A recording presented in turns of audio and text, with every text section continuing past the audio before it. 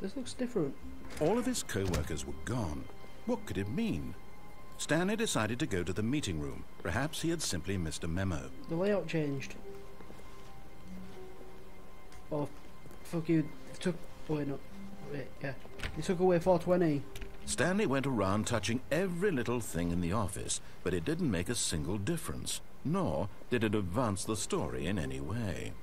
Remodeling seems to have made the building When Stanley smaller. came to a set of 2 open doors, he entered the door on his left.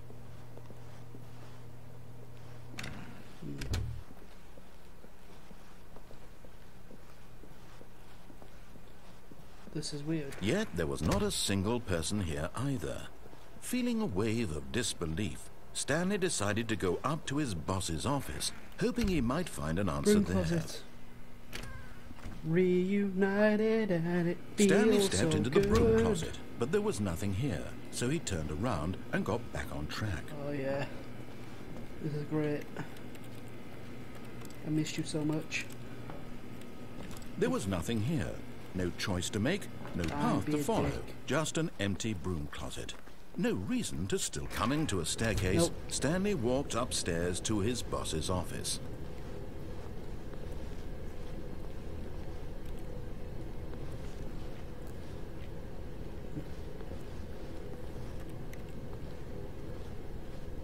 But Stanley just couldn't do it. He considered the possibility of Piece of facing shit his car is boss, this? admitting he had left his post during work hours. He might be fired for that. And in such a competitive economy, why had he taken that risk?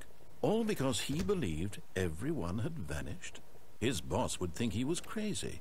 And then something occurred to Stanley. Maybe, he thought to himself, maybe I am crazy.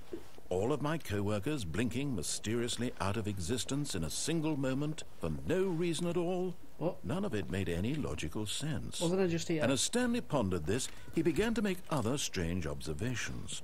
For example, why couldn't he see his feet when he looked down? Why did doors God. close automatically behind him wherever he went?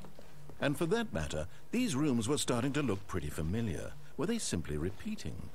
No, Stanley said to himself, this is all too strange. This can't is be weird. real. And at last, he came to the conclusion that had been on the tip of his tongue. He just hadn't found the words for it. I'm dreaming! He yelled. This is all a dream. Bring on the women. What a relief Stanley felt to have finally found an answer, an explanation. His co-workers weren't actually gone. He wasn't going to lose his job. He wasn't crazy after all. And he thought to himself, I suppose I'll wake up soon. I'll have to go back to my boring real-life job pushing buttons. I may as well enjoy this while I'm still lucid. Yes, so So women. he imagined himself flying and began to gently float That's the above most the boring ground. dream ever. Then he imagined himself soaring through space on a magical starfield, Slightly and better. it too appeared. It was so much fun, and Now Stanley dream marveled about that he had still Megan not woken Fox up. making How out was with he Mila remaining Kunis? so lucid? And then perhaps the strangest question of them all entered Stanley's head. One he was amazed he hadn't asked himself sooner. Why is there a voice in my head dictating everything that I'm doing and thinking? Now the voice was Actually, I asked describing myself, why is itself this being voice not considered Morgan by Freeman? Stanley, who found it 'Cause that's the voice I particularly usually hear. strange. I'm dreaming about a voice describing me, thinking about how it's describing my thoughts, he thought.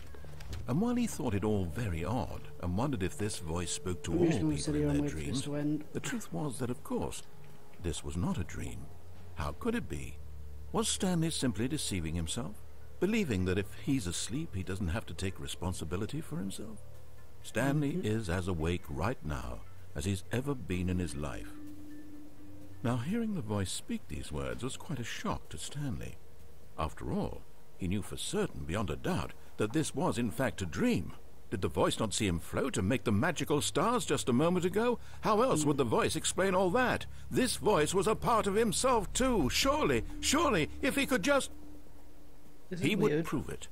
He would prove that he was in control, that this was a dream. So he closed his eyes gently, and he invited himself to wake up. Gate. He felt the cool weight of the blanket on his skin, the press of the mattress on his back, the fresh air of a world outside this one. Let me wake up, he thought to himself.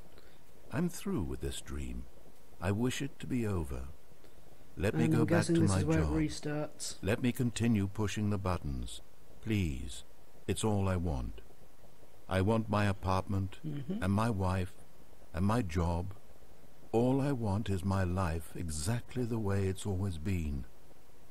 My life is normal. I am normal. Everything will be fine.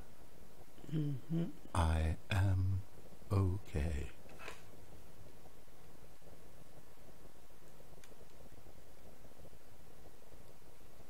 And I'm still here. Stanley began screaming. Please, someone, wake me up. My name is Stanley. I have a boss. I have an office. I am real. Please, just someone tell me I am real. I must be real. I must be. Can anyone hear my voice? Who am I? Who am I? Who are you? Who? I really want to know who. I'm going to stop singing because I'm bad. This is the story of a woman named Mariella. What? Mariella woke up on a day like any other. Sequel, she rose, Mariella got Parable. dressed, gathered her belongings, and walked to her place of work. But on this particular day, her walk was interrupted by the body of a man who had stumbled through town talking and screaming to himself, and then collapsed dead on the sidewalk. And although she would soon turn to go call for an ambulance, for just a few brief moments, she considered the strange man. Maybe I finally go into room 420. Crazy. This much she knew. Everyone knows what crazy people look like. And in that moment, she thought to herself how lucky she was to be normal. I am sane. I am in control of my mind. I know what is real and what isn't. It was comforting to think this, and in a certain way, seeing this man made her feel better. But then she remembered the meeting she had scheduled for that day. The very important people whose impressions of her would affect her career, and by extension, the rest of her life. She had no time for this, so it was only a moment that she stood there, staring down at the body.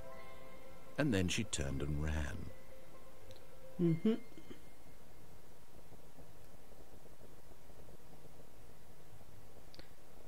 And still not the end.